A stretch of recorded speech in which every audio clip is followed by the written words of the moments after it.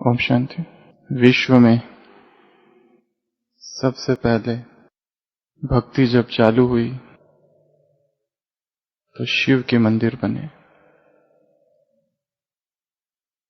और एक ऐसा मंदिर है शिव का भारत में जो एकमात्र मंदिर है जो किसी अंग्रेज ने बनाया, किसी विदेशी ने बनाया। ऐसा शायद विश्व भर का यह पहला मंदिर है जो किसी हिंदू ने नहीं, किसी विदेशी ने बनाया। मध्य प्रदेश आगर मालवा नाम की जगह है, वहां पर एक शिव मंदिर है बैजनाथ का, बैजनाथ बाबा का। उसके पीछे एक अद्भुत सी घटना जुड़ी हुई है। 1879 जब भारत पर विदेशियों की हुकूमत थी,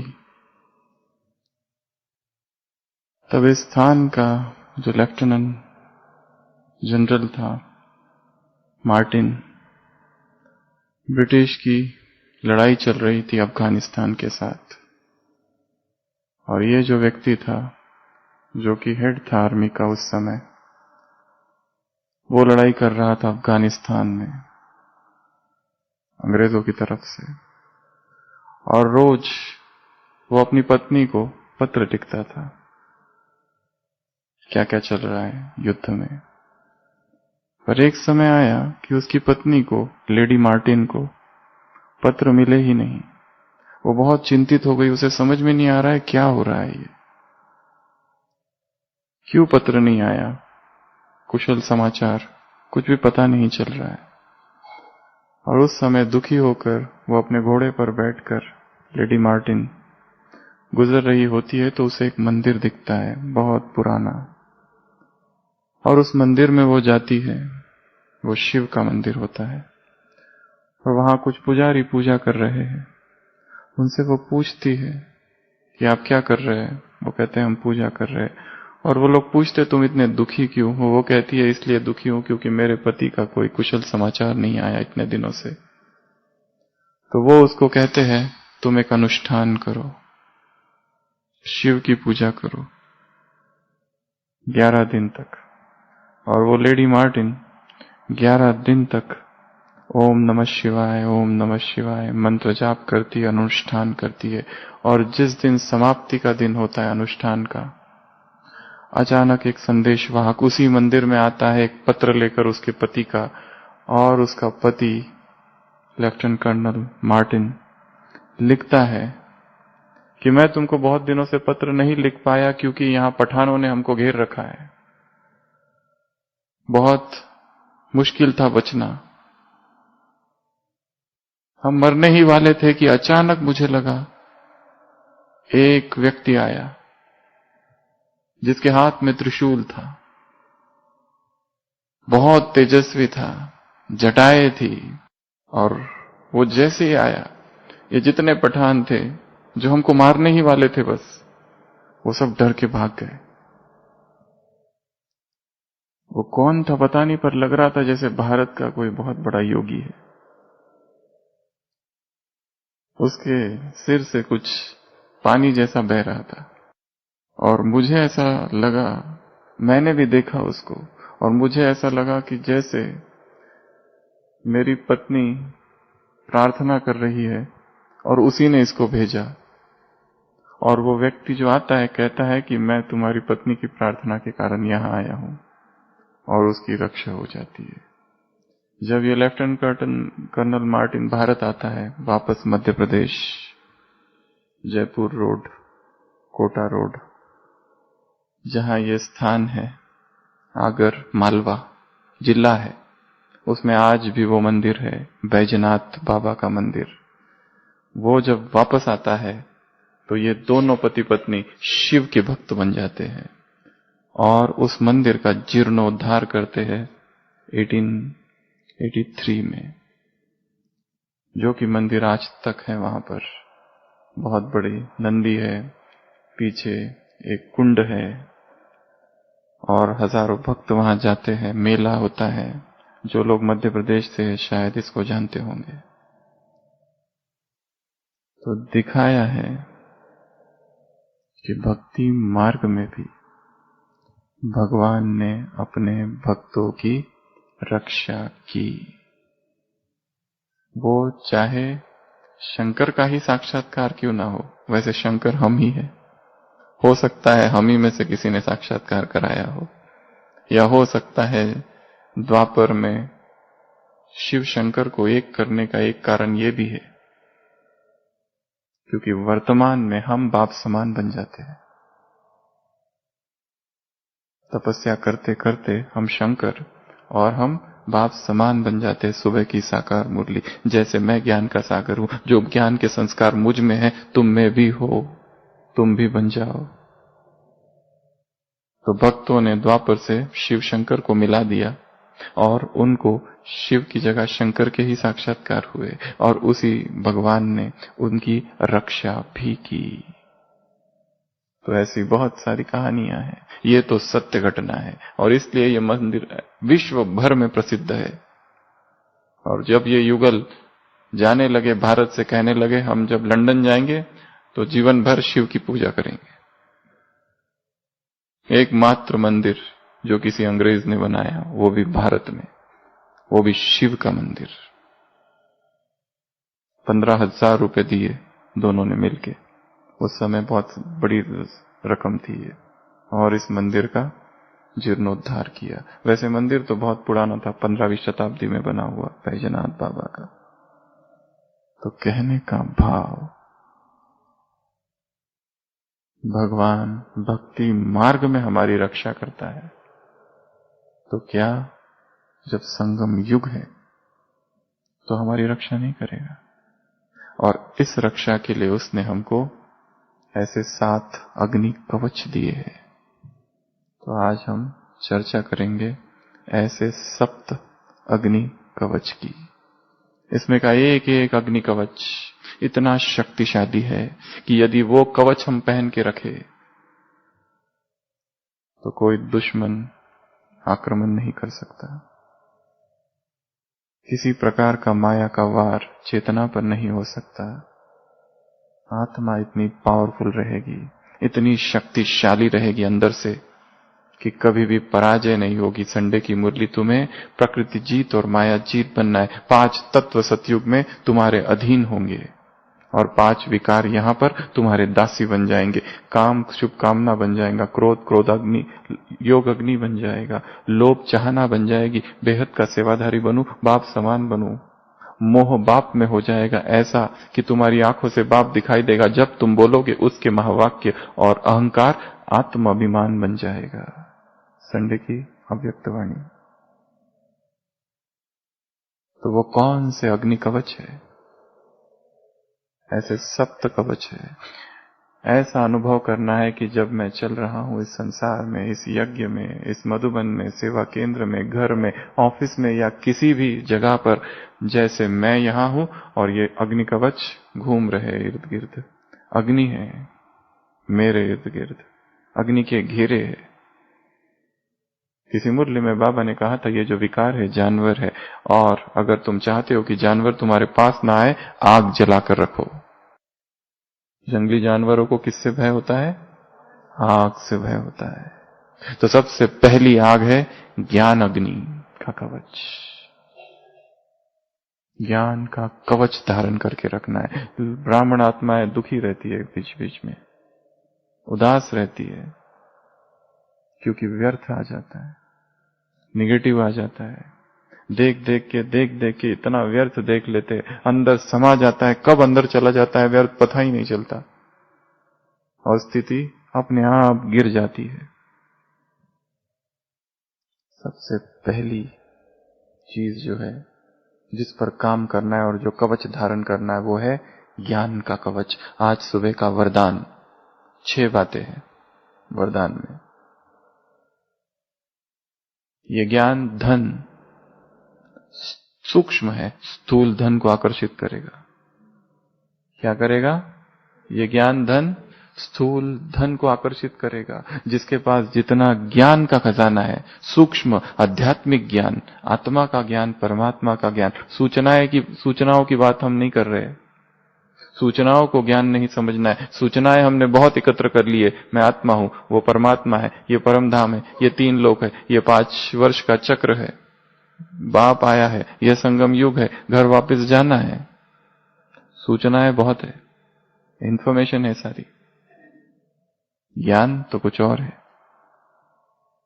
ज्ञान अर्थात समझ। कुमारियों से मुलाकात लास्ट संडे की मुरली। कुमारी अर्थात समझदार, सोचा समझा और फिर किया, अपना जज बनकर अपना फैसला करने वाली। ज्ञान जिससे बुद्धि के कपाट खुल जाए। तो सबसे पहली बात वरदान में आज कही बाबा ने, सूक्ष्म ज्ञान है तो क्या करेगा? स्थूल धन को आकर्षित करेगा। दूसरा, प्रकृति जीत बनाएगा। तीसरा, प्रकृति के साधन तुम्हारे अधीन होंगे। तत्व भी अधीन होंगे तो उसके साधन भी तुम्हारे अधीन होंगे। और ये ज्ञान धन सभी धन का क्या है? राजा धनराज है। ये सभी धन जितने हैं उसमें से सबसे ज्यादा कौन सा धन चाहिए? ज्ञान धन बढ़ाना है। हमेशा यह समझना है कि जो कुछ अब तक मैंने ज्ञान में समझा है, 10 साल से, 20 साल से, 30 साल से, 40 साल से, 50 साल से कुछ भी नहीं समझा है। आज समझने की कोशिश करता हूं। आज फिर से छोटा सा बच्चा बन जाऊं और समझू, आहा, ओहो, आश्चर्य, विस्मय, अच्छा ऐसा है। कल बाबा ने बोला था, काम बहुत रह गया है, you are but babies. Babies हो तुम, छोटे छोटे, कुछ भी नहीं किया है, छोटे से हो, बेबी ही समझना है। उसके बाद में ज्ञान क्या करेगा? पदमपति बनाएगा। ज्ञान क्या करेगा? व्यवहार और परमार्थ को सिद्ध करेगा। और 6वीं पॉइंट, इतना सा वरदान और इतनी गुह्य बातें उसमें है, राजाओं का राजा बनाएगा।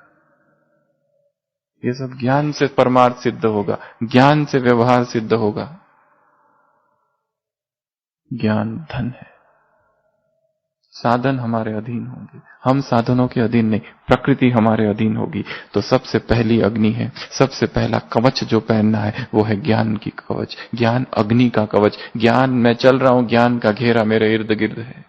उदासी नहीं आएगी, नहीं तो उदास हो जाएंगे बीच बीच में, क्योंकि बातें बहुत है। यज्ञ में यज्ञ के बाहर, क्योंकि संसार ये भी है जैसे वो संसार है। हिसाब किताब यहां पर भी है जैसे वहां हिसाब किताब है। जिन्होंने अपना ज्ञान का फाउंडेशन मजबूत कर रखा है वो सेफ रहेंगे। और ज्ञान का फाउंडेशन, आज सुबह कहा, पढ़ाई जो है सोर्स ऑफ इनकम है। बाप पढ़ाते हैं जादूगर, आंखें बंद नहीं करनी है तो क्या करना है? मुरली है रोज की हमारे हाथ में, पॉइंट्स बहुत लिख लिए, मुरली बहुत सुन ली, मुरली बहुत सुना ली। अब एक चीज बाकी जो है वो है गहन चिंतन। मुरली से पॉइंट्स निकालने हैं और उनकी गहराई में जाना है। शालिग्राम शब्द आया, गहराई में जाओ। मैं तुम पर उपकार करता हूं, ना तो कल्प की आयु हजारों लाखों वर्ष है, ना मैं सर्वव्यापी हूं। मुरली की पॉइंट्स को निकालो, चिंतन करो। उसके लिए एक काम सबको दे रहे हैं जो आज से ही करना है। हर एक के पास मोबाइल है, हर एक के पास व्हाट्सएप भी है। उसमें एक ग्रुप बनाना है, न्यू मुरली पॉइंट्स। उस ग्रुप में अपने दोस्त को ऐड करना और उसको हटा देना। ग्रुप बन गया जिसमें केवल मैं ही रहूंगा, एक और कोई भी नहीं। एक ही व्यक्ति हो, केवल मैं, और कोई नहीं हो। ग्रुप बनाने के लिए किसी को थोड़ी देर के लिए ऐड करके हटा दो। रोज की जो मुरली है, मोबाइल में मुरली अवेलेबल है। सुबह मुरली जब पढ़े उसमें से कुछ कुछ महत्वपूर्ण पॉइंट कॉपी करो और उसमें पेस्ट करते जाओ। कॉपी करो, पेस्ट करते जाओ। कम से कम 25 बॉक्स, 25 अलग अलग पॉइंट्स, लाइन के लाइन, पूरी की पूरी। जैसे आज की मुरली में है, यह दुनिया छींची है, यह शरीर छींची है, कॉपी करो, पेस्ट करके डाल दो, कॉपी करो, पेस्ट करके डाल दो, कम से कम 25-30 बॉक्सेस। अब ये काम हो गया सुबह, दिन में कई बार उसको खोलो, पढ़ो और चिंतन करो, रिवाइज करो। क्योंकि डायरी तो रह जाती है पर्स में, मोबाइल हाथ में रहता है, वेट कर रहे हैं, थोड़ा सा टाइम है, 15 मिनट टाइम है, खोलो उसको और पढ़ो, रिवाइज करो। ये कोई ऑर्डिनरी बात नहीं है आज सुबह की साकार मुरली, नहीं, नई बात है। जो भी पॉइंट्स नई लगती है उनको कॉपी करो, पेस्ट करते जाओ, और वो जो बॉक्सेस तैयार हो गए हैं उसको कई बार दिन में पढ़ते रहना, रात को सोते समय पढ़ना है। आज का आज हो गया, फिर कल का, फिर कल का। ज्ञान का चिंतन, ज्ञान का मनन। कई कहते हैं हम लोग पढ़ते पर याद कुछ नहीं रहता है, पढ़ते बहुत बार है, कैसे याद रहेगा? रिवाइज कितनी बार करते हैं? साइकोलॉजी का नियम है कि जो भी पढ़ा जाए 24 घंटे के अंदर वो रिवाइज हो, नहीं तो भूल जाएगा। किसी की सुपर मेमोरी नहीं होती है, दो ही प्रकार की मेमोरी, एक ट्रेंड, एक अनट्रेंड। किसी ने ट्रेनिंग दी है अपने माइंड को, किसी ने नहीं दी है। बस कोई ये नहीं कहता है कि मुझे याद नहीं है। आधी रात को कोई जगाए और पूछे तुम्हारा नाम क्या है, भूलता है क्या? मुझे याद करने दो। क्यों? सबकॉन्शियस माइंड में चला गया है। ये ज्ञान अभी कॉन्शियस माइंड में तैर रहा है, इसको अंदर पहुंचाना है, और उसकी विधि है रेपिटेशन।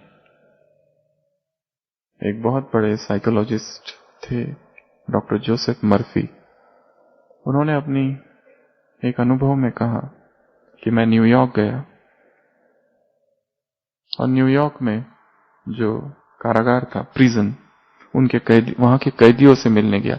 एक कैदी था जिसने बहुत बुरे काम किए थे, पर इस समय अपने मन में नफरत से भरा था, घृणा से भरा था, एंगर था, समाज के विरोध में इतना क्रोध था, उसमें इतना क्रोध था। जोसेफ मर्फी लिखते हैं, मैं उससे मिला और उसको पूछने लगा तुम्हारे घर में कौन है? वो कहता है मेरी छोटी बच्ची है, पत्नी है, और मुझे फंसाया गया है, मेरे विरुद्ध षड्यंत्र किया लोगों ने, सब ने मिलकर मुझे इधर फंसाया है, और मैं छोड़ूंगा नहीं उनको जिन्होंने मेरे खिलाफ ये सब किया। तो डॉक्टर जोसेफ मर्फी उसे कुछ विधि सिखाते हैं। ये क्रिश्चियन धर्म की बातें हैं, उसको बाइबल देते हैं। कहते हैं तुम एक बस वाक्य रिपीट करते रहो कि जो भी संसार के लोग हैं और जिनके भी मन में मेरे विरुद्ध, मेरे मन में घृणा, नफरत है, मैं देख रहा हूं पर प्रभु प्रेम की तरंगे उनमें बह रही है, नदी उनमें बह रही है, वो सभी खुश हो रहे, वो सभी ठीक हो रहे। बस यही रिपीट करते रहो, सोते समय रिपीट करते रहो, उठते ही संकल्प करो उनका कल्याण हो जाए, उनका ठीक हो जाए। उठते ही सोचो कि मैं अपनी बेटी से मिल रहा हूं, मैंने दरवाजा खोला, बेटी ने, मैंने ठक ठक किया, बेटी ने दरवाजा खोला और कहा डैडी वेलकम, और मैं देख रहा हूं मैं बच्ची के साथ खेल रहा हूं। अभी जेल में है, निकलेगा कब पता नहीं, पर इमेजिन किया, एक दृश्य निर्माण किया रोज कि ऐसा हो रहा है, ऐसा हो रहा है, ऐसा हो रहा है, मैं निकल गया हूं, बच्ची के साथ खेल रहा हूं। रोज रोज रोज करता रहता है। अभी तक वो बंद था प्रिजन में, कौन से? साइकोलॉजिकल जेल में बंद था, एक मानसिक कारागृह में बंद था, घृणा और नफरत के। इसको कहते हैं psychological jail, prison of hatred and anger. और ये करते करते रोज करते गया, रोज करते गया, रोज करते गया। देख रहा है मन के सामने एक पिक्चर क्रिएट किया कि मैं खटखट कर रहा हूं, बच्ची ने दरवाजा किया और कह रही है डैडी वेलकम, प्यार कर रहा हूं उससे, वो मुझे प्यार कर रही है, मैं छूट गया हूं। और वो अभी तक जो प्रार्थना करता था बीच बीच में, या कहता था मैं कब छूटूंगा, ये विचार ही खत्म हो जाते। अब कोई संकल्प ही नहीं कि मुझे छूटना है, बस छूट गया हो ऑलरेडी। और एक दिन अचानक कुछ अननोन फ्रेंड्स आ जाते, वो ऐसे कुछ एविडेंस लाते हैं कि वो अपने आप छूट जाता है। ऐसी कुछ बातें हो जाती है, अचानक घटनाएं, कि वो कहते हैं अरे नहीं, इसने तो कुछ किया ही नहीं है।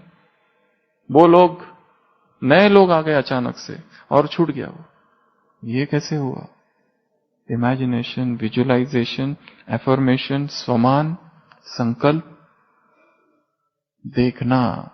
जो बनना चाहते हो देख लेना आंखों में अपने आप। वो संकल्प प्रकृति में गया, संकल्प और प्रकृति की भयंकर रिएक्शन हुई, और इस रिएक्शन ने नई घटनाओं को जन्म दिया। मैं संकल्प करता हूं लोग अच्छे नहीं है, अच्छे नहीं है, अच्छे नहीं है। संकल्प प्रकृति में जाता है और खराब लोग और जीवन में आते हैं और दुख आता है। इसको कहते हैं लॉ ऑफ अट्रैक्शन, आकर्षण का नियम है ये। जो मैं सोच रहा हूं ये लोग खराब है, अच्छे नहीं है, दुखी करते हैं मुझे, षड्यंत्र करते हैं, वही संकल्प बाहर जाते हैं और फिर वैसी घटनाएं होती है। हमने कुछ ऐसे पेशेंट्स देखे हैं, गरीब है, आज बेटी बीमार हुई, एडमिट, दूसरे दिन बच्चा बीमार हुआ, एडमिट, पिता आते हैं, इतना चिड़चिड़ापन, पता नहीं हमारे साथ ही ऐसा क्यों होता है, भगवान हमारे साथ ही ऐसा क्यों करता है, हमारे पास पैसे नहीं है, ये नहीं है, वो नहीं है, और उनके घर में कुछ ना कुछ होते ही रहता है, क्योंकि खुद निर्माण कर रहा है सिचुएशन को। कंटिन्यूअस निगेटिव थॉट्स, सिचुएशंस हमने क्रिएट किए हैं, हम ही सूत्रधार है, सब कुछ मैं ही कर रहा हूं, मैं ही द्रौपदी और मैं ही दुशासन, सब कुछ मैं ही कर रहा हूं। जब विचार बदलेंगे परिस्थितियां बदलेगी। ज्ञान अग्नि, क्या करना है? ग्रुप बनाना है, पॉइंट्स डालते जाना है, रिवाइज करनी है और दिन भर पढ़ते रहना है। ये बहुत अच्छा काम है। ये पहला ग्रुप बनाना है। ऐसे 2 ग्रुप बनाने हैं। पहला ग्रुप है न्यू मुरली पॉइंट्स, ऐसी बातें ऐड डालनी है उसकी जो हमारे लिए एकदम नई है, हमने कभी से देखी नहीं, एकदम नई पॉइंट लग रही है। वैसे तो रोज रोज सुन रहे, पर आज थोड़ा सा अलग लग रहा है कुछ, ये कुछ तो इसमें भिन्नता है। पॉइंट्स डाल दी, आंख बंद नहीं करनी है। फिर दिन में सोचना है कि क्यों भगवान ने आकर ऐसा कहा, जबकि दुनिया भर में द्वापर से सब लोग कहते हैं आंखें बंद करके योग करो, आंखें बंद रही तो बुद्धि इधर उधर नहीं जाती है, आंखें खुली रहती, जहां आंखें देखती है उसके बारे में हम सोचते हैं, इतनी सारी बातें हैं। फिर भी भगवान कहता है आंखें खोली रखो, चिंतन का विषय है। अपने आप को चिंतन दो कि क्यों हम आंखें खोलकर योग करें। पहले ही मन को कह दो कम से कम मुझे 10 पॉइंट चाहिए, अब ढूंढते रहो। पहले ही मन को दे दिया संकल्प 10, एक ये, दूसरा ये, फिर सोचना चालू होगा। जब तक काम नहीं देंगे, मन का स्वभाव है वो आराम से बैठे रहता है, उसको काम बिल्कुल नहीं चाहिए। Mind tends to travel on the path of least resistance, जिसमें बिल्कुल बाधा नहीं है, ऐसे मार्ग पर मन चलना चाहता है। जहां बाधा है वो जाना ही नहीं चाहता है। उसको कहो ये चिंतन करो तो ऐसे करता है, अरे बाप रे कैसे होगा, हमसे नहीं होता ये सब काम। और हमें शाम को अगर किसी ने कुछ बोल दिया जो तीर की तरह बात चुभ गई, रात भर अपने आप चिंतन चलता है, कहां से आ गई वो शक्ति। इसका मतलब चिंतन की शक्ति तो है, दिशा को बदलना है। तो रोज की मुरली की पॉइंट्स बहुत लिख लिए, अब पॉइंट्स नहीं लिखनी है, टॉपिक्स लिखनी है बस। पॉइंट्स पेस्ट करो और टॉपिक्स लिख के रहो, फर्स्ट, सेकंड, थर्ड। और ये जो टॉपिक मैंने लिखी है, अब इसका मुझे दिन भर चिंतन करना है, इसलिए करना है, नहीं तो व्यर्थ आ जाएगा। क्योंकि व्यर्थ के अंबार लगे पड़े हैं। कोई कुछ बोल रहा है, कोई कुछ कर रहा है, कोई कुछ कर रहा है, अफवाहें है, गॉसिप्स है, परचिंतन है। और जो भी हम सुन लेते हैं वो अंदर तो चला ही जाता है, और कुछ ना कुछ तो विचार चलते ही है। कोई कहते हैं ये भाई ऐसा है, हमें कुछ पता नहीं वो है या नहीं है, पर किसी से सुन लिया, वो अंदर बात गई। अब अगली बार जब उसको देखेंगे उसी दृष्टि से देखते हैं। जैसे एक व्यक्ति था, खेती करता था, छोटी से घर था, उस घर के बाजू सामने एक झोपड़ी थी जहां एक लड़का रहता था 15-20 साल का। ये खेती वाला व्यक्ति, उसका फावड़ा एक दिन गुम हो गया। उसने ढूंढा बहुत, कहीं नहीं मिला। देखा झोपड़ी है खेत के बाहर, और वहां जो लड़का है उसको देख रहा है। डाउट होता है शायद इसी ने चुराया है, संशय हो गया, किसी ने बोल दिया शायद ये लड़का हो सकता है। और 3 दिन जब जब इस लड़के को देखता था, डाउट आता था और गहरा होता था। उसकी हरकतें देखकर हर चीज संदिग्ध लगती थी, डाउटफुल लगती थी कि इसी ने चुराया होगा, क्योंकि जैसे ही देखा वो उधर मुंह करता है, जैसे ही देखा वो इधर करता है, हर बार देखने लगा कि ये बड़ा चोर है, पर कैसे पकड़ो इसको अब रंगे हाथों। और तीसरे चौथे दिन वो फावड़ा उसको उसके घर मिल जाता है, और अब उस लड़के को देखता है और सोचता है कितना मासूम दिखता है,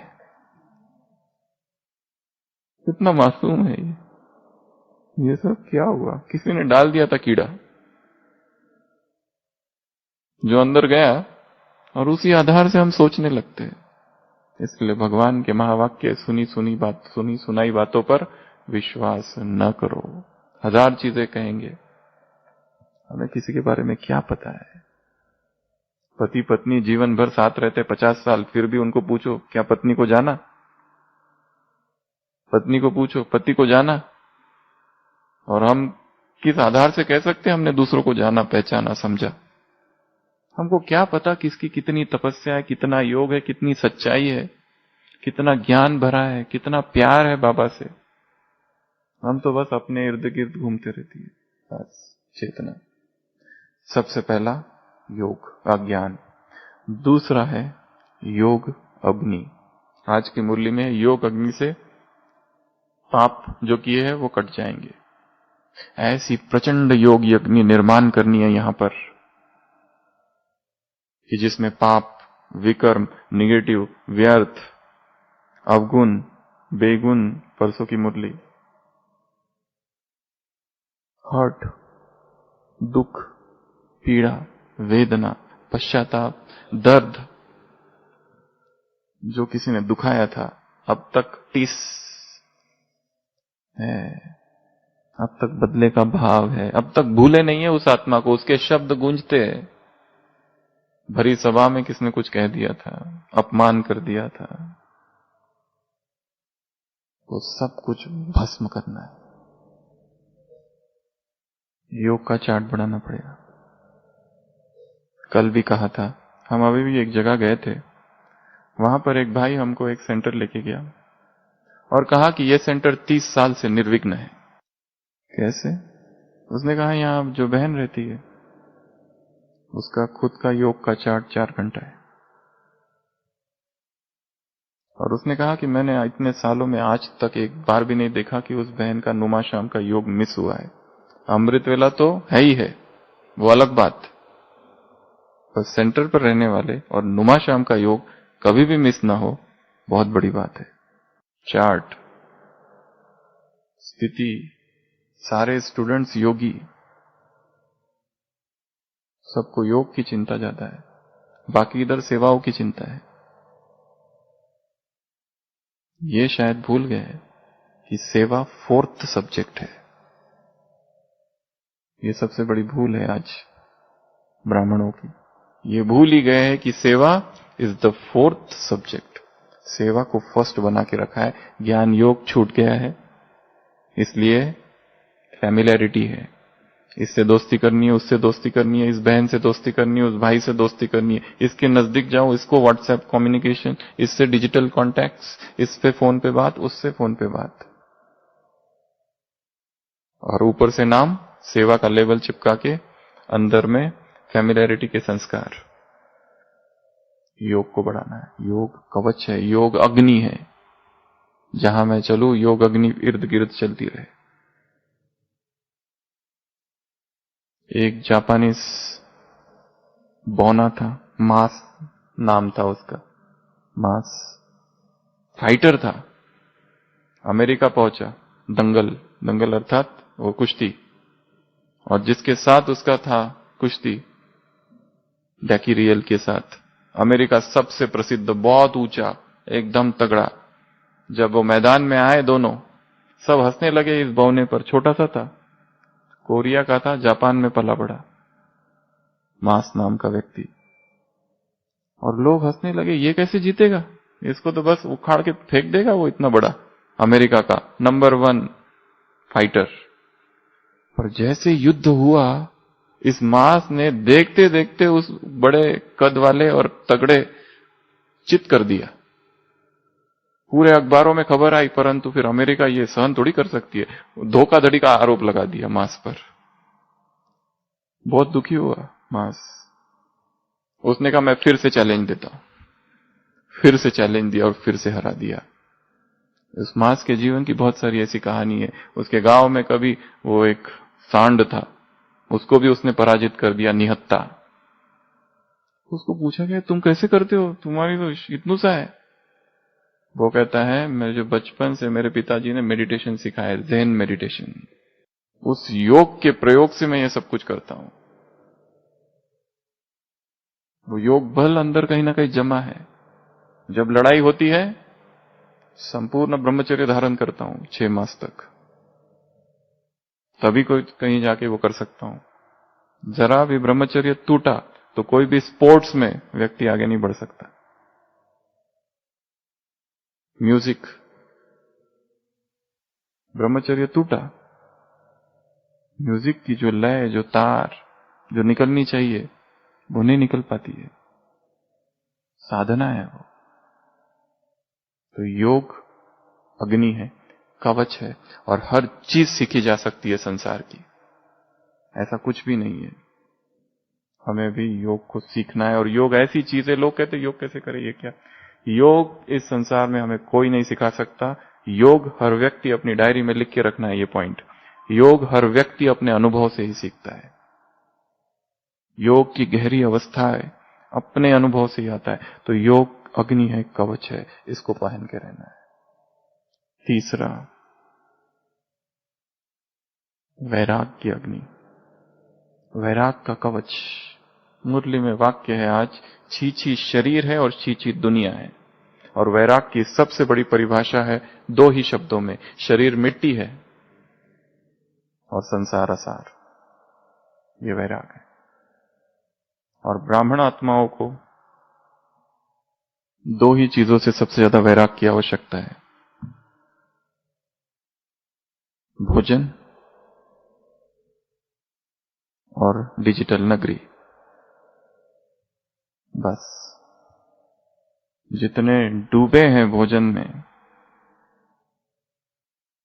कभी कभी व्यक्ति को अपने आप से पूछना चाहिए मैं किस लिए खाता हूं, और जितना मैं खा रहा हूं उसकी इस शरीर को आवश्यकता ही नहीं है, उससे आधे की भी आवश्यकता नहीं है। स्वराज्य अधिकारी पर मुरली थी पूरी संडे की। स्वराज्य अधिकारी अर्थात सेल्फ कंट्रोल। जहां जिह्वा पर ही कंट्रोल नहीं तो सारे शरीर पे कंट्रोल कहां से आएगा। जहां इंद्रिय उत्तेजित हो रही है, चंचल हो रही है, आसक्त है, डूबा है भोजन में, और सारी बीमारियों का एक ही कारण है, ओवर ईटिंग। बहुत खाता है व्यक्ति, जितनी उसको आवश्यकता नहीं है।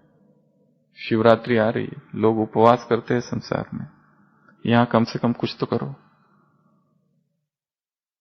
सब बीमारियां अपने आप मुक्त हो जाएगी। इतना व्यक्ति अंदर डालते जाता है, डालते जाता है, डालते जाता है, डालते जाता है। एक साधु हमारे ओपीडी में आया था उस दिन कुछ समय पहले, तो टोली थी, हमने टोली दी। उसने कहा क्या है, मैंने कहा टोली। बोले टोली बिली मैं नहीं खाने वाला। 3 बार खाना खाते हो और 4 बार टोली खाते हो और कहते हो हम आत्म संयम है हम पर, ऐसे बोल कर गए। फिर जंगलों में कहीं तपस्या करता है। सब पता है ना सबको, अंदर क्या है बाहर क्या है। संयम, टंग पर संयम बहुत जरूरी है। इधर आ गया तो शरीर अपने आप वश में हो जाएगा। जिह्वा को वश में कर लिया तो 90% इंद्रियां ठंडी हो जाएगी अपने आप, क्योंकि इसको चाहिए चाहिए चाहिए चाहिए चाहिए चाहिए चाहिए, कुछ ना कुछ चाहिए उसको। मीठा चाहिए, फिर खट्टा मीठा चाहिए, फिर ये तू वो तू। जगदीश भाई ने अपनी किताब में एक आर्टिकल है जो जरूर पढ़े, जगदीश भाई की लेक्चर सीरीज है, क्या नाम है, ज्ञान सुधा। उसमें खान पान पर एक पूरा 3 पेज का आर्टिकल है, जिसमें लिखा है ब्राह्मण आत्मा थोड़ा थोड़ा थोड़ा करती है और हथौड़ा लगता है फिर उसको। लिखा है उन्होंने कि यहां ब्राह्मण आत्मा जब तक हा करके निकलती नहीं बाहर, उसको मजा ही नहीं आता है। क्या ये योगी के लक्षण है? बहुत तीखा, बहुत मीठा, बहुत खट्टा, इंद्रियों को चंचल कर रहा है सब। योगी का भोजन एक रस, कम से कम उसमें नमक और कम से कम उसमें तेल, और जितना हो सके कच्चा। सारी पेट की समस्या है द्वापर से चालू हुई है, जब से व्यक्ति ने भोजन पकाना चालू किया। दो कारण है आत्मा के गिरने के, देहभान, दूसरा कुकिंग, वैराग, राग न होना किसी भी चीज में, इस संसार की किसी में भी आसक्ति नहीं है तो ठीक, चली जाए तो भी ठीक। वैराग्य अग्नि को प्रकट करना है। चौथा, त्याग अग्नि। हर वो चीज जो हमारे ज्ञान और योग में बाधा है उसे अपना शत्रु समझना है और हटा देना है। हर वो व्यक्ति जो हमारे ज्ञान में बाधा डाल रहा है, हटा दो उसको जीवन से। कुछ नहीं होने वाला, कमी नहीं होगी, कुछ उन्नति ही होगी। हर वो वस्तु, हर वो व्यक्ति, हर वो वैभव, हर वो साधन, हर वो स्थान छोड़ दो जो लगता है यहां पर ज्ञान योग में बाधा है। पहले मानसिक गुलामी से मुक्त होना है, अपने आप बाहर की गुलामी से मुक्त हो जाएगी चेतना। त्याग। उसके बाद में है प्रभु प्रेम की अग्नि का कवच। जितना प्रेम अभी हमारा भगवान से है बहुत कम।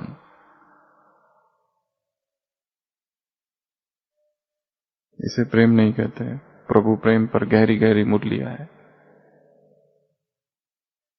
प्रेम अर्थात तपस्या है, प्रेम त्याग है। प्रेम जो प्रेमी को पसंद है बस वही करना, जो उसे पसंद नहीं वो करना ही नहीं।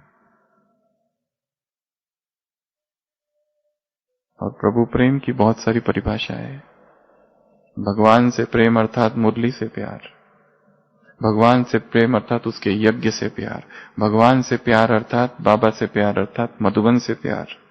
क्या वास्तव में मधुबन से प्यार है, या यहां और यहां के निवासी के बारे में निरंतर निगेटिव चिंतन चलते रहता है? भगवान को हमारे चिंतन के बारे में पता चल गया तो क्या कहेगा? क्या उसे पता नहीं यहां क्या हो रहा है? उसे सब पता है। वो एक उदाहरण है यज्ञ के इतिहास में। जगदीश भाई जी, रमेश भाई जी और वो सेवा करने के लिए जा रहे थे, और फिर वो संदेश के थ्रू एक संदेश आया कि बच्चे तुम वो माचिस लेना भूल गए हो, क्योंकि जहां जा रहे हो उद्घाटन करने वहां पर माचिस है नहीं, वापस जाओ। और वापस लिया। इतने डिटेल संदेश आया था कभी। क्या उसे पता नहीं मेरे साथ क्या हो रहा है? क्या उसे पता नहीं मैं इस समय कहां हूं? क्या उसे पता नहीं? उसे सब पता है और सबका पता है, फिर भी वो साक्षी होकर देखता है। उस यज्ञ से प्यार, प्रभु प्रेम अर्थात परमात्मा से प्रेम अर्थात बाबा से प्यार अर्थात श्रीमत से प्यार। बाबा से प्यार अर्थात उसकी संसार की जो आत्मा है, जो बच्चे हैं, उनसे प्यार। प्रभु से प्यार अर्थात उसके सेवा केंद्र से प्यार। प्रभु से प्यार अर्थात उसने जिस आत्मा को हमारे लिए निमित्त बनाया है उससे भी प्यार। एक पूरी मुरली है इसके ऊपर। बच्चे बहुत कंप्लेंट करते हैं निमित्त आत्माओं की। बाप कहते हैं क्या बाप बुद्धू है क्या जिसने उसको निमित्त बनाया? मुरली की डेट अभी तक हमको मिली नहीं है, पर बहुत बड़ी मुरली है ये। क्या बाप बुद्धू है कि उसने बाप ने उस आत्मा को तुम्हारा निमित्त बनाया? बाप से प्यार अर्थात इस ब्राह्मण परिवार से प्यार। प्रभु परिवार चाहे कैसी भी आत्मा है, पर है तो उसकी चुनी हुई, उसने लाया है। गुलदस्ता, फुलवाड़ी, अंजुमन उसने बनाया है। तो प्रभु प्रेम की अग्नि। उसके बाद में है लगन की अग्नि। अगला कवच है लगन, लगन, कुछ करूं। लास्ट संडे की मुरली, कुमारों से मुलाकात। कुमार अर्थात तीव्र गति से आगे बढ़ने वाले, जो कल अवस्था थी उससे आज आगे, और आज से कल आगे, और कल से परसों आगे। ये है कुमार, शक्तिशाली, एक रस, विजयी। बुखार है, घूमेंगे फिरेंगे नहीं, पहले ही पता है, पहले ही इलाज कर लेंगे, गोली ले लेंगे, ठीक हो जाएंगे। उदाहरण दिया था ये वाला बुखार का, लास्ट संडे, कुमारों से मुलाकात। नहीं तो माया आ गई, फिर लड़ाई कर रहे, युद्ध कर रहे, ऐसे नहीं। लगन में मगन अर्थात बहुत आगे जाना है, और आगे और आगे और आगे। पुरुषार्थ का एक ही मंत्र है, कौन सा?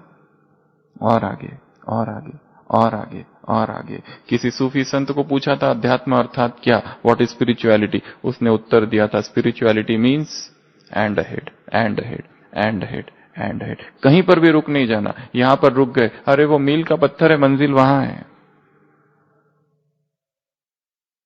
साक्षात्कार हो गया, लाइट दिखा, ये दिखा, वो दिखा, अनुभव हुआ, आंखों से आंसू आ गए, बाबा के प्यार में खो गए, सोचा बहुत अच्छा है। ये कुछ भी नहीं है, और आगे और आगे और आगे और आगे। प्यास को बढ़ाना है अपनी, प्रभु प्रेम की, लगन की। ये छठवां। और सातवीं अग्नि है पवित्रता की अग्नि। ये सबसे पावरफुल कवच है, प्यूरिटी का कवच। ऊपर चाहे कैसी भी परिस्थितियां हो, अंदर से पवित्रता हिलनी नहीं चाहिए बस, तो फिर सब ठीक रहेगा। अंदर से अगर पवित्रता ही हिल गई और आकर्षण होने लगा देह का, आत्मा गिरने चालू हो जाती है, फिर उदासी आने लगती है। और जितनी भी आत्माएं आज तक इस यज्ञ से बाहर गई है, एक ही कारण रहा है, अपवित्रता, अब्रह्मचर्य, काम विकार। ऊपर से दूसरे दूसरे कारण दिखे, यहाँ झगड़ा, वो ये डिपार्टमेंट, ये वो, अंदर से तो एक ही कारण था, अपवित्रता। तो अपने प्यूरिटी के फाउंडेशन को मजबूत करना है। और दूसरा काम, एक तो काम वो दिया न्यू पॉइंट्स वाला, दूसरा और एक काम, अव्यक्त मूल्यों का अध्ययन। 1969 से लेकर 2017 तक टोटल 1100 लगभग अव्यक्त वाणियां है। कितनों की हो गई है? अब निश्चिंत बैठ सकते, हमारा तो सारा पढ़ के हो गया। नहीं तो पेपर आएगा, कहेंगे अरे ये आउट ऑफ सिलेबस है, ये तो बाबा, ये तो आपने इसके बारे में कभी कहा नहीं। ऐसा भी करता है क्या कोई? बाबा कहेगा मैंने कहा था 1976, मुरली नंबर, डेट ये, पेज नंबर दिस, तुमने पढ़ा नहीं। अब ये नया काम चालू करना है। 1969 से लेकर 2017 तक, जब तक बाबा आ रहे थे, टोटल अव्यक्त मुरलियां है 1100। अगले एक साल में, ठीक है, एक साल कि कम है, अगले एक साल में ये काम पूरा करना है। बहुत बड़ा काम है, बहुत त्याग करना पड़ेगा, बहुत चीजें छोड़नी पड़ेगी। जो दिन का इधर उधर का टाइम जा रहा है, सब कुछ छोड़ के बचाना पड़ेगा, और मुरलियों की स्टडी में लगाना पड़ेगा। हम स्टूडेंट है, सोर्स ऑफ इनकम है, पद्मों की कमाई करते हो। आज सुबह की मुरली, उबासी नहीं आनी चाहिए, इसमें आंखें बंद नहीं होनी चाहिए, टेंशन आना चाहिए ना थोड़ा। व्यक्ति को टेंशन आने से पड़ता नहीं, स्पिरिचुअल टेंशन की आवश्यकता है। अभी टेंशन आ जाए, मैं कर क्या रहा हूं, अभी समय समाप्ति की ओर है और हमारा अभी तक पढ़ाई करके ही नहीं हुआ है। योग तो बात की बात, पढ़ाई ही नहीं हुई है। उसने जो महावाक्य धरती पर आकर कहे, इतने साल इतनी पालना की ज्ञान से, हम उससे ही वंचित है अभी तक। तो अपने ही दुख दर्द में ब्राह्मण जीवन के और संघर्ष और लड़ाई में खोए है। ये काम करना है। पहला काम बताया, रोज की मुरली का स्टडी, पॉइंट्स निकाल देना, सुबह दिन भर स्टडी करते रहना, और रोज अव्यक्त मुरलियों का अध्ययन। बहुत बड़ा काम है, बहुत बड़ा प्रोजेक्ट है ये। 1100 मुरलियां पढ़ना मासी का घर नहीं है, और ऐसी व्यस्त दिनचर्या, और यहां कोई भी खाली नहीं है, सबको सेवाएं है। कोई नहीं कह सकता कि मेरे पास कम सेवा है मेरी, ऐसा कोई नहीं है। हर एक के पास बहुत सेवा है, हर एक बिजी है, पर ये सब बिजी होते हुए भी ये काम करना है। और भगवान मदद करेगा इसमें। और ये काम जैसे ही बुद्धि के सामने, जैसे आज का ना लक्ष्य है, जैसे ही टारगेट आ जाता है अपने आप लक्षण आने लगेंगे। अब मुझे टाइम वेस्ट नहीं करना है, अब मैं मोबाइल पर बैठ के aimless googling, aimless searching, YouTube पे चला जाता है व्यक्ति, कहां निकलता जाता है, यहां से निकलता कहां से उसको ही पता नहीं, जाता इतने बजे और निकलता कितने बजे उसको ही पता नहीं, डूबा रहता है उसमें। वो अननोन अर्थ व्यर्थ चीजें देखते रहता है, कुछ करते रहता है, कुछ करते रहता है, कितना वेस्ट। और जब मन को लक्ष्य है तो ये सब नहीं होगा, अपने आप एकाग्र रहेगी बुद्धि। जैसे अभी 8:15 बज रहे, सोने तक मुझे क्या करना है, 10 बजे तक भोजन करूं, उसके बाद में व्यर्थ का चिंतन करूं, व्यर्थ में लगा रहूं, या ऐसा सोऊं अगले 2 घंटे चिंतन करके कि रात सुबह जब नींद खुले तो ऐसी पावरफुल स्टेज हो। तो ऐसी 7 अग्नि है, 7 अग्नि कवच। पहला ज्ञान, दूसरा योग, तीसरा वैराग, चौथा त्याग, पांचवा प्रभु प्रेम, छठवा लगन। लगन की अग्नि का कवच धारण करना है, लगन लग जाए, कुछ करना है, करना है। धुन धुन धुन, जगदीश भाई की किताब में है, क्या हो जाए तुमको, धुन लग जाए, धुन धुन धुन। बस वही सोच रहा हूं, दूसरा कोई विचार ही नहीं है। ये यहाँ की समस्याओं का चिंतन करते रहो तो, और 10 जीवन भी दे दो तो भी सूझेगी नहीं, तो भी ठीक नहीं होगी। मुझे अपने आप को डाइवर्ट कर देना, ये यहीं रहेगी, हम ऊपर उड़ जाएंगे, ये नीचे रह जाएगी तब, और जब ऊपर जाएंगे तब ये नष्ट भी हो जाएगी। और लास्ट है प्यूरिटी की अग्नि, प्यूरिटी का अग्नि कवच। ऐसे 7 अग्नि कवच धारण करने हैं और इस ब्राह्मण जीवन में आगे बढ़ना है। ओम शांति।